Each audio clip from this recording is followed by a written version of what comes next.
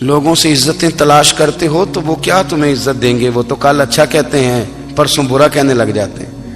لوگوں کے سامنے گڈ بک میں آنا چاہو گے تو وہ تو سویرے تمہارے بارے میں کچھ کہیں گے، شام کچھ اور کہیں گے۔ اپنی روحانی زندگی آباد کریں، اپنے مسلح کو وقت دیں، اور دنیا سے چھپ کر، اس موبائل کو بند کر کے، اور اپنے آپ سے بھی چھپ کے اور تنہا ہو کے، چھپا کے سارا کچھ اپنے آنسو اپنے رب کی بارگاہ میں پیش کریں، اس کے حضور حاضری دیں۔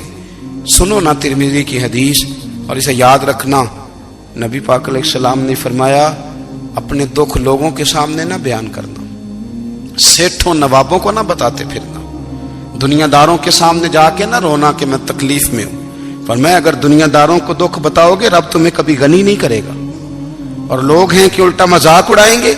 آپ کی جس سے بڑی پکی یاری ہے نا، پکی، وہ تب تک پکی ہے جب تک آپ نے 50,000 مانگا نہیں، اور جس وقت آپ نے کہہ دیا کہ میں مجبور ہوں میری مدد کر، تو پھر ختم ہو گئی دوستی۔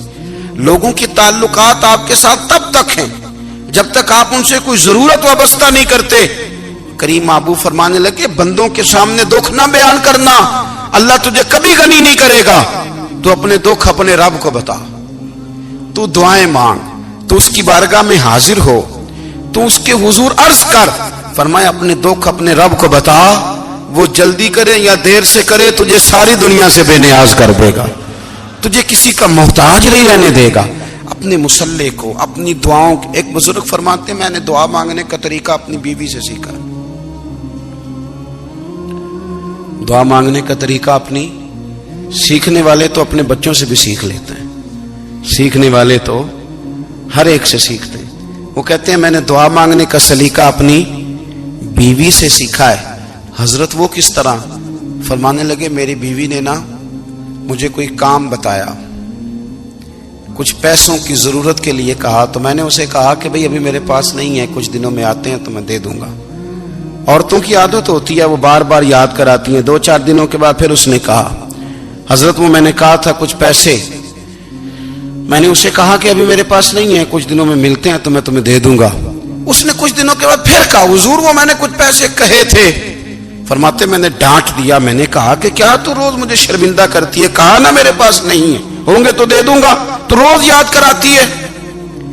فرماتے ہیں اس نے پہلے تو میری ڈانٹ کو سہا، پھر میرے سخت جملوں نے اس کی آنکھوں میں آنسو پیدا کر دیے، پھر اس نے اپنے آنچل میں اپنے اس دکھ کو سمیٹا، اور پھر اس نے ایک جملہ کہا تو میں رو پڑا، اور مجھے اپنے رب سے مانگنے کا طریقہ آ گیا۔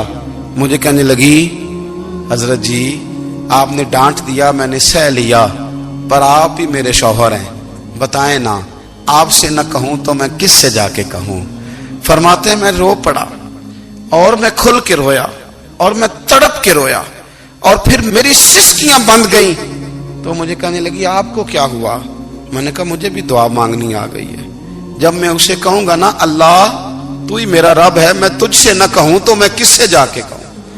میں کیوں کسی بندے سے سوال کروں؟ میں کیوں کسی دنیا دار سے کہوں؟